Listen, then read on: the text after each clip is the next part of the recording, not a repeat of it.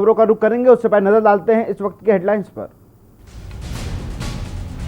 रुद्रपुर में जिला पंचायत उपाध्यक्ष त्रिनाथ विश्वास हटाए गए। फर्जी दस्तावेजों के सहारे लड़ा था चुनाव। जांच के बाद त्रिनाथ को डीएम ने खारिज किया नामांकन। हरिद्वार जिला पंचायत की बोर्ड बैठक में हंगामा। पंचायत उपाध्यक्ष और सदस्य के बीच तीखी नोकझोंक। पद के दुरुपयोग करने का लगा आरोप। उत्तराखंड में जारी है कोरोना का कोहराम। 498 नए केस के साथ मरीजों की संख्या 65,000 के पार। कोरोना में 8 मरीजों की हुई मौत। त्योहारों को देखते हुए उत्तराखंड पुलिस को नई गाइडलाइन। कोरोना प्रोटोकॉल पालन करें होटल रेस्टोरेंट। नियम नहीं मानने पर होगी कार्रवाई।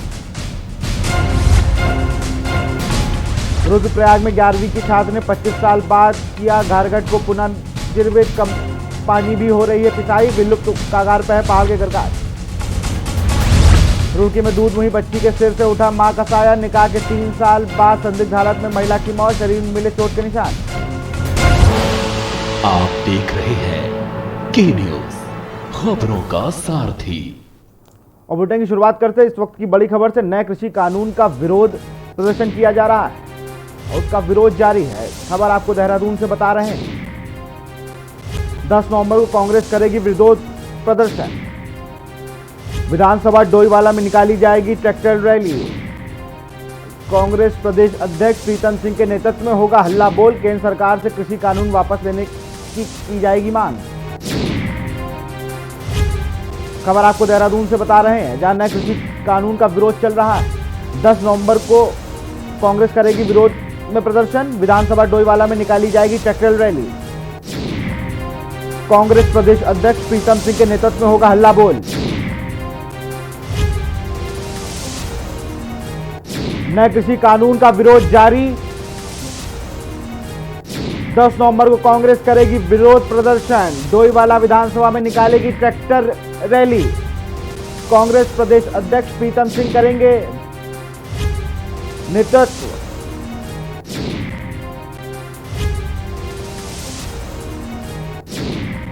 बड़ी खबर आपको देहरादून से बता रहे हैं। नए कृषि कानून का विरोध जारी है। 10 नवंबर को कांग्रेस करेगी विरोध प्रदर्शन।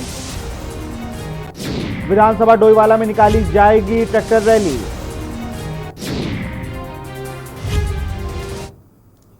एक और बड़ी खबर आपको रुद्रपुर से बता रहे हैं। पार्षद की हत्या में मुख्य आरोपी गिरफ्तार कर लिया गया है। राजेश गंगवार को पुलिस ने गिरफ्तार किया है। खबर आपको रुद्रपुर से बता रहे हैं। रुद्रपुर कोतवाली का हिस्ट्री शीटर है राजेश गंगवार को रामनगर से गिरफ्तार किया गया है। सूत्रों के मुताबिक ये खबर है। 12 अक्टूबर को पार्षद प्रकाश धामी की हत्या हुई थी। 4 लाख की सुपारी देकर कराई गई थी धामी की हत्या।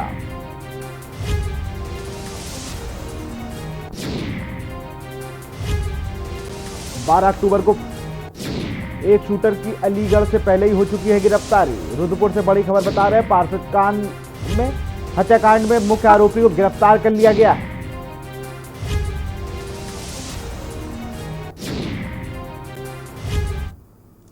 डोईवाला पहुंचे सीएम त्रिवेंद्र सिंह रावत ने उच्च शिक्षा मंत्री व विधानसभा अध्यक्ष के साथ सभी डिग्री कॉलेज और विश्वविद्यालय में 4G इंटरनेट कनेक्टिविटी जोड़ते हुए योजना को शुभारंभ किया। शहीद दुर्गामल राजकीय स्नातक महाविद्यालय में डोईवाला में उच्च शिक्षा विभाग के अंतर्गत सूचना प्रौद्योगिकी विकास एजेंसी उत्तराखंड के सहयोग से राज्य के 105 राजकीय महाविद्यालयों एवं 5 विश्वविद्यालयों तथा उच्च शिक्षा निदेशालयों हेतु 4G internet connectivity video conferencing का शुभारंभ मुख्यमंत्री त्रिवेंद्र सिंह रावत ने किया।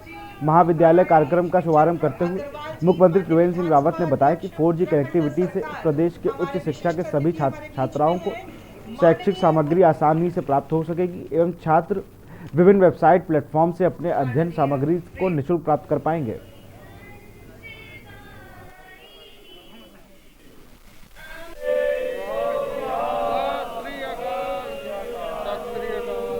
कि हमारे सभी महाविद्यालय देश का पहला प्रदेश बनने जा रहा है जब हम अपने तमाम महाविद्यालयों को हाई स्पीड कनेक्टिविटी यानी कि वाईफाई से हम जोड़ रहे हैं। मैं समझता हूं कि बच्चों की एक अभिलाषा होती है, यूथ की एक अभिलाषा होती है। जैसे प्यासे को पानी की आवश्यकता होती है, उसी तरह की अभिलाषा यूथ की है कि वो आज सारी दुनिया से जुड़े।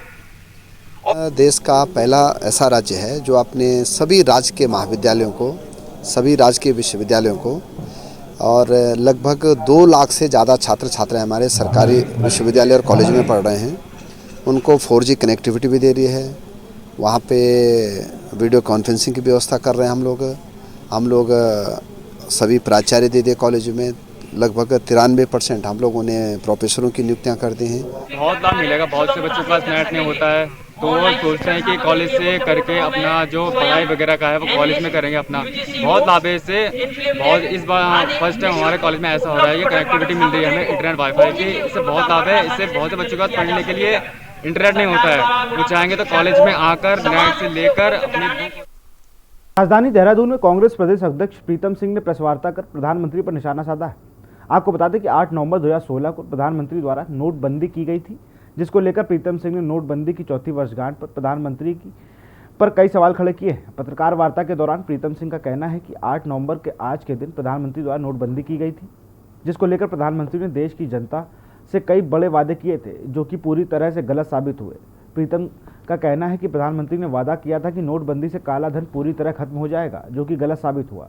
तो वही नोटबंदी के बाद ना भ्रष्टाचार खत्म हुआ और ना ही आतंकवाद कम हुआ।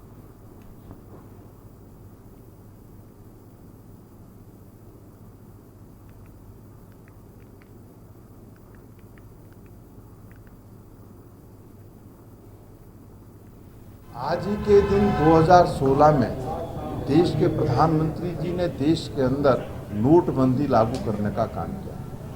नोटबंदी लागू करते समय देश के प्रधानमंत्री जी ने कहा था कि 50 दिन का समय मुझे दीजिए और सारी चीज़ें व्यवस्थित हो जाएंगी। लेकिन नोटबंदी का जो दुष्प्रभाव है उसको हम आज भी झेल रहे हैं। आज देश की अर्थव्यवस्था पूरी तरीके से तबाह हो गई है और नोटबंदी के दौर में जिस तरीके से भारतीय जनता पार्टी ने अकुल धन संपत्ति एकत्र की है।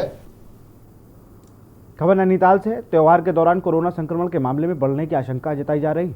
त्योहारों में बाजार में भीड़भाड़ को देखते हुए आज नैनीताल पुलिस ने कोरोना महामारी के नज़र से सुरक्षा एवं बचाव रोकथाम हेतु जागरूक रैली निकालकर लोगों को कोरोना वायरस संक्रमण से बचाव हेतु मास्क पहनने और बार-बार हाथ धोने और एक दूसरे से 2 गज दूरी बनाए कर रखने की, भीड़भाड़ वाले स्थानों में जाने से बचने और लोगों को जागरूक किया। पुलिस प्रशासन ने लोगों से अपील की है कि त्योहारों के दौरान लापरवाही की गई तो संक्रमण फैलाने की गति तेज हो सकती है। मास्क और शारीरिक दूरी का पालन करना आवश्यक है।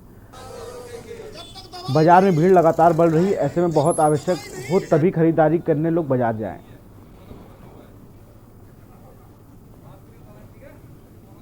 आजकल देखा जा रहा है कि लोग काफ़ी संख्या में जो बगैर मास्क के घूम रहे हैं, तो कुछ लोग ढिलाई बरतने लगे हैं आजकल और जो मास्क सही ढंग से नहीं लगा रहे। तो आज थाना तल्लीताल पुलिस द्वारा जो है अपने समस्त स्टाफ के साथ लोगों को जागरूक करने के लिए एक मार्च पास किया गया और व्यापारियों को और लोकल जनता को जो है कोरोना से बचाव के लिए जागरूक किया गया। यहाँ रुकते एक छोटे से ब्रेक के लिए, जल्द हाजिर होंगे।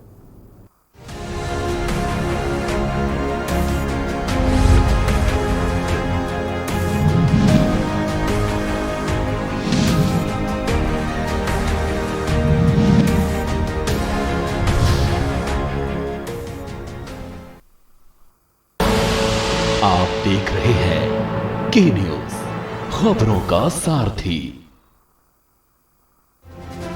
उत्तराखंड राज्य की स्थापना के 20 वर्ष पूरे होने पर समस्त उत्तराखंड वासियों को बधाई।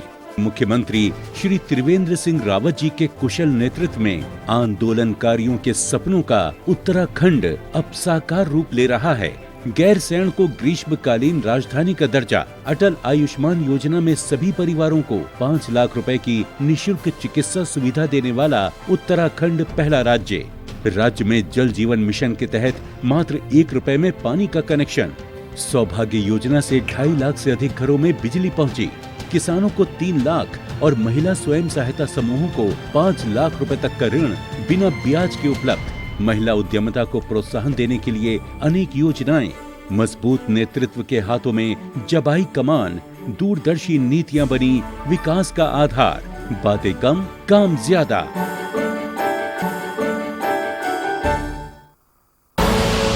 आप देख रहे हैं के न्यूज, खबरों का सारथी।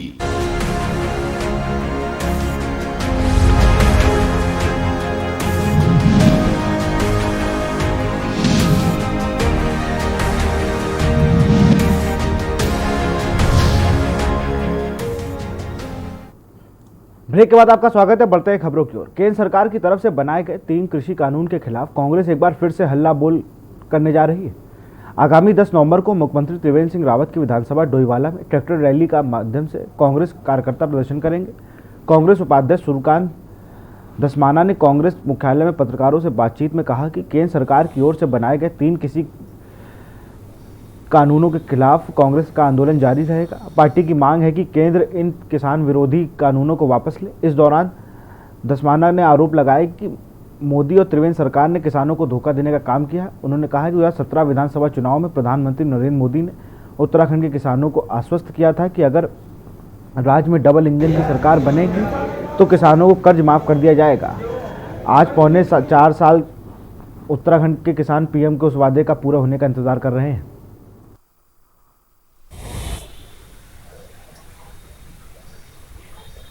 बीस वर्षों में जब से उत्तराखंड राज्य बना और आज़ादी के बाद से लेकर के जब ये उत्तर प्रदेश का हिस्सा था 20 साल पहले 72 वर्षों में, कभी भी इस क्षेत्र में, कभी भी उत्तराखंड क्षेत्र में किसी किसान ने कर्जे की वजह से या सरकारी नीतियों की वजह से आत्महत्या नहीं करी। पहली बार ऐसा हुआ कि पौने 4 साल में 1 दर्जन से ज़्यादा किसानों ने त्रिवेंद्र सरकार के शासनकाल में आत्महत्या कर ली, कर्जे से परेशान होकर के। रंगोली भारत की प्राचीन संस्कृति, परंपरा और लोक कला है। अलग अलग प्रदेशों में रंगोली के नाम और उसकी शैली में भिन्नता हो सकती है, लेकिन इसके पीछे निहित भावना और संस्कृति में समानता है। इसकी यही विशेषता और विविधता को दर्शाने के साथ ही इसके विभिन्न आयामों को प्रदर्शित करती हैं। रंगोली को उत्तराखंड एवं एपड़ नाम से जाना जाता है। उत्तराखंड के एपड़ का अपना एक अलग स्थान है, लेकिन पिछले कुछ सालों से एपड़ कला और कमाऊनी लोक कला धीरे धीरे विलुप्त होती जा रही है। बता दें कि मूल रूप से नैनीताल निवासी शुभांगी ने दीपावली के लिए एक विशेष रूप से कैंडलों में अपनी एपल कला के जरिए लोक कलाओं को सहेजने और लोक कलाओं को जीवंत रखने की संस्कृति और देश में ही नहीं बल्कि विदेशों तक पहचान दिलाने का काम कर रही हैं। ग्राहक भी इस संस्कृति पर बनी हुई कैंडल खूब पसंद कर रहे हैं। अब वह लंबे समय से कोरोना की मार झेल रहे कैंडल विक्रेताओं भी दीपावली में अच्छे व्यवसाय की उम्मीद लगा बैठे हैं।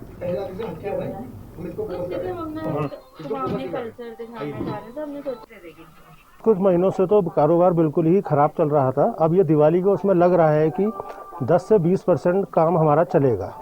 और अब के हमारे पास एपड़ की हमारे पास आया है सामान, छोलिया के उसमें लोगों ने बनाई है, जो हमारे को देके गए हैं वो हम कोशिश करेंगे कि उसे हम प्रमोट करें।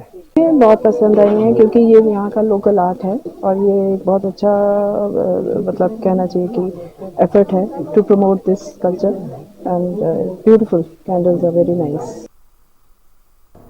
हरिद्वार जिला पंचायत की बोर्ड बैठक हंगामेदार रही। बैठक में जिला पंचायत उपाध्यक्ष राव अफकाब अली और खंडवा कुतुबपुर सीट से सदस्य ब्रिजेंद्र चौधरी के बीच तीखी नोकझोंक हुई। मामला शांत ही हुआ था कि इसी बीच राव अफकार अली ने अध्यक्ष सुभाष वर्मा की सदस्यता को लेकर सवाल उठाते और बैठक में फिर हंगामा कर दिया। हरिद्वार की जिला पंचायत की बोर्ड बैठक में सर्वसम्मति से गन्ने के भाव, कुंभ के बजट से सड़कों निर्माण समेत 5 प्रस्तावों पर हुए, लेकिन इस बीच जिला पंचायत सदस्य ब्रिजेंद्र चौधरी ने आरोप लगाया कि राव अफाक अली अध्यक्ष पद का दुरुपयोग कर रहे हैं।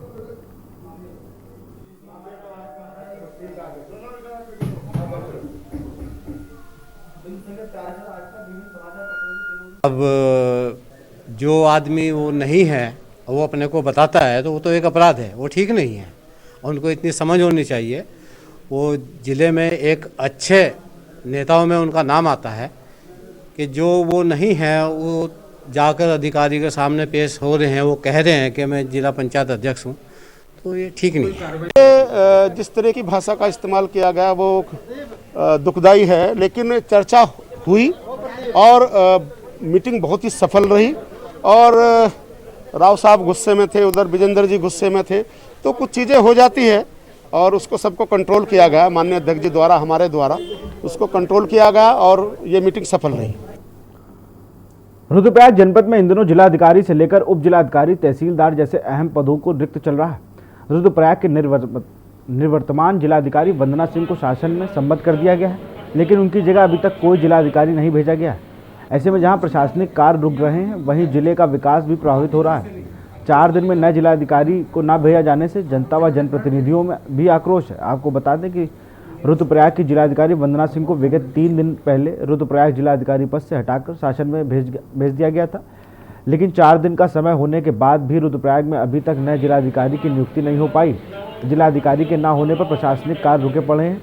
वहीं ब्लॉक प्रमुख जखोली प्रदीप ने भी जिलाधिकारी के शासन में भेजे जाने पर आक्रोश व्यक्त किया है। उन्होंने कहा कि सरकार का ध्यान सिर्फ और सिर्फ अधिकारियों को तबादले पर है, न कि विकास पर।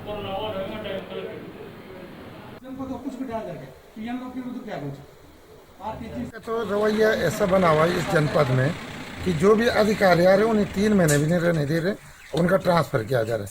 अभी हाल ही में हमारी जो यहाँ पे जिलाधिकारी महोदय थे, अभी उन्हें समझने में जैसे उन्होंने जनपद को समझा वैसे उनका ट्रांसफ़र हो गए।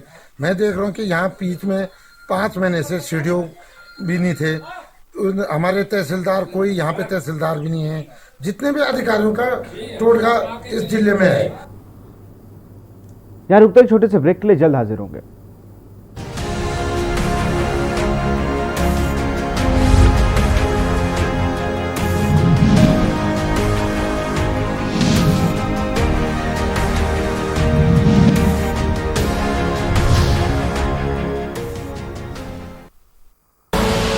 आप देख रहे हैं के न्यूज, खबरों का सारथी।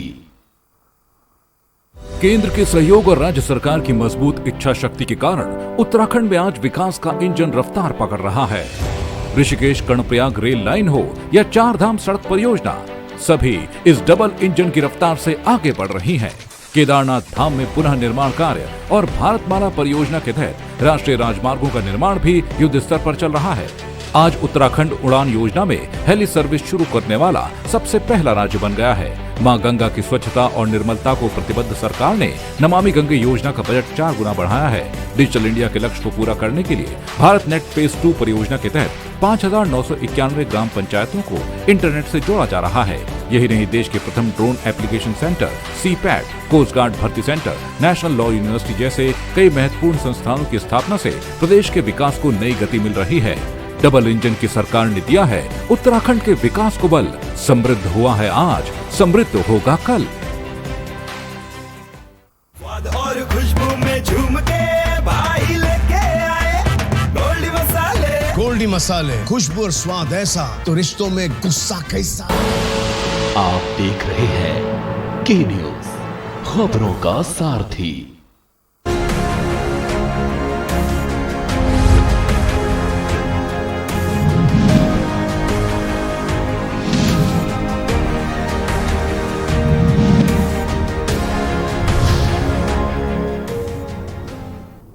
ब्रेक के बाद आपका स्वागत है। बढ़ते हैं खबरों की ओर। मैंगलोर में मिठाई की दुकान में सिलेंडर फटने से जबरदस्त हादसा हो गया। इस हादसे में एक युवक की मौत हो गई, जबकि आसपास खड़े 50 से अधिक लोग घायल हो गए। कईयों की हालत चिंताजनक बनी हुई। आपको बता दें कि विस्फोटक इतना जबरदस्त था कि इस दुकान की छत और बेसमेंट भी ध्वस्त हो गया। फिलहाल फॉरेंसिक टीम ने घटनास्थल का निरीक्षण कर नमूने लिए हैं। साथ ही 6 घरेलू और 7 कॉमर्शियल सिलेंडर भी मौके से बरामद किए हैं। 7 नवंबर दिन शनिवार मंगलोर में याद रखा जाएगा। कल के दिन ही मंगलोर के बालाजी स्वीट पर एक सिलेंडर फटा था, जिसमें काफ़ी संख्या में जो लोग घायल हो गए थे। मैं आपको दिखाना चाहूँगा, ये वही दुकान है जहाँ कल जो है सिलेंडर फटा था। वो काफ़ी संख्या में लोग घायल हो गए थे। यहाँ कल जो है SDRF की टीम और फोरेंसिक जांच की टीम भी आई थी। आज भी फोरेंसिक जो टीम है वो आई हुई है और यहाँ जांच कर रही है। हमारे साथ जो है SP देहात, उनसे बात करेंगे कि आप कैसा माहौल है, क्या सिचुएशन। सर, जैसे कल सिलेंडर फटा था, कितने घायल हुए, तो अब क्या सिचुएशन है? कल 10 लोगों को हायर सेंटर रेफ़र किया गया था, जो थोड़े गंभीर रूप से घायल थे। उन 10 की अपडेट ली गई है। अभी उनका चिकित्सकीय उपचार चल रहा है। एक व्यक्ति जो दुर्घटना में घायल था, अशरफ सन ऑफ लियाकत निवासी मंगलौर, उसकी मृत्यु हो गई है। बाकी जो भी लोग आंशिक रूप से या थोड़ी बहुत चोटें थी जिनको, उन्हें प्राथमिक उपचार के बाद छुट्टी दे दी गई है। अभी चूँकि मलबा बेसमेंट का है, इसलिए उस बेसमेंट के मलबे को मैन्युअली लेबर से क्लियर कराया जा रहा है, ताकि जो भी साक्ष्य उपलब्ध हों, मलबे में दबे हुए हों, उनकी पड़ताल की जा सके और उन्हें विवेचना का अंग बनाया जा सके। फ़िलहाल मौके पर हम सभी लोग हैं। यहाँ फायर की टीम एहतियातन लगाई गई है किसी भी अप्रत्याशित स्थिति से निपटने के लिए। जो कुछ भी मलबे से बरामद होगा, साक्ष्य वगैरह, उसकी फ़र्द बनाई जाएगी और अग्रिम कार्रवाई अमल में लाई जाएगी। जैसे काफ़ी संख्या में घरेलू सिलेंडर मिले थे और दुकानदार के खिलाफ कुछ कार्रवाई की जाएगी। निश्चित रूप से इसमें कोतवाली मंगलौर के भार साधक अधिकारी के द्वारा अभियोग पंजीकृत कराया जा रहा है और अग्रिम विधिक कार्रवाई अमल में लाई जाएगी। तो जैसे एसपी इतिहास सफीन किशोर का यही कहना है कि जो जिस हादसे में जो है एक व्यक्ति की मृत्यु हो गई है और 10 जो है गंभीर रूप से घायल हो और कुछ को हल्की चोटें भी आई है और दुकानदार के खिलाफ जो कि घरेलू सिलेंडर यहाँ बरामद हुए थे उनके खिलाफ मुकदमा भी दर्ज कराया जा रहा है। इसके लिए अकील अहमद मंगलौर। नगर पंचायत बेरीनाग में भट्टी गांव में वन विभाग के द्वारा गुलदार के आतंक को खत्म करने के लिए प्रसिद्ध शिकारी जय हुकिल के नेतृत्व में शिकारियों की टीम को तैनात कर दिया गया है। वहीं शिकारियों को बताया कि आदमखोर गुलदार की पहचान करना बहुत मुश्किल है। जब तक पहचान नहीं होती तब तक किसी को मारा नहीं जा सकता। वन क्षेत्राधिकारी चंदा माहरा ने ग्रामीणों से गुलदार के प्रति जागरूक रहने की अपील की और कहा है कि शाम के समय बच्चों को घरों से अकेला नहीं छोड़ें। आपको बता दें कि पिछले महीने भट्टी गाँव में गुलदार ने एक 5 वर्षीय बच्चे को निवाला बना लिया था। वन विभाग की गुलदार के आदमखोर घोषित करने के साथ एक गुलदार को पिंजरे में भी पकड़ा गया था।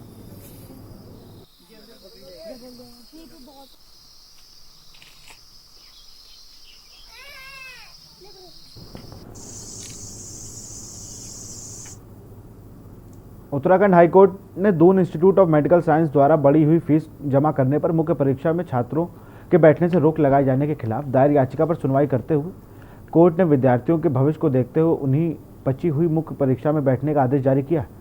बता दें कि Doon institute of medical science द्वारा आदेश जारी कर बीएमएस के छात्रों को शुल्क 80,000 से बढ़ाकर 2,15,000 कर दिया गया था, जिसके विरुद्ध विद्यार्थियों ने याचिका दायर की थी, जिसमें पूर्व में उच्च न्यायालय में अपीली प्राधिकरण के आदेशों को असंवैधानिक ठहराते हुए रोक लगा दी गई थी।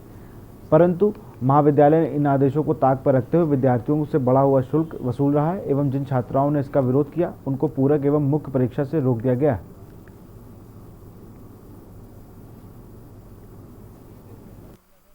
जिस ऑर्डर पर 80,000 से 2,15,000 एनहेंस करते हुए वाले ऑर्डर पर 27 फरवरी 2020 में स्टे ऑर्डर लगा दिया गया है माननीय उच्च न्यायालय द्वारा, तब भी कॉलेज की ओर से बच्चों को प्रेशराइज करा गया कि ये फीस दें और 15 अक्टूबर के एक आदेश में माननीय उच्च न्यायालय ने स्पष्ट किया कि इन बच्चों को परीक्षा में बैठने दिया जाएगा और फीस 2,15,000 न देने के बहाने इनको परीक्षा में बैठने से नहीं रोका जाएगा। फिलहाल इस बुलेटिन में इतना ही। देखते रहिए के न्यूज़ इंडिया। नमस्कार।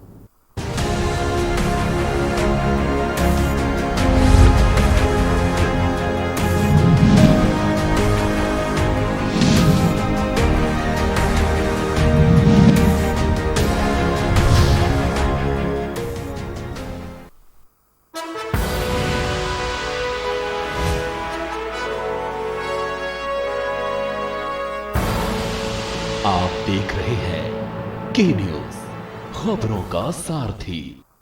लम्हे छोटे से ये जिंदगी से भरे, इन्हें हाथों में भर ले और जी ले जरा।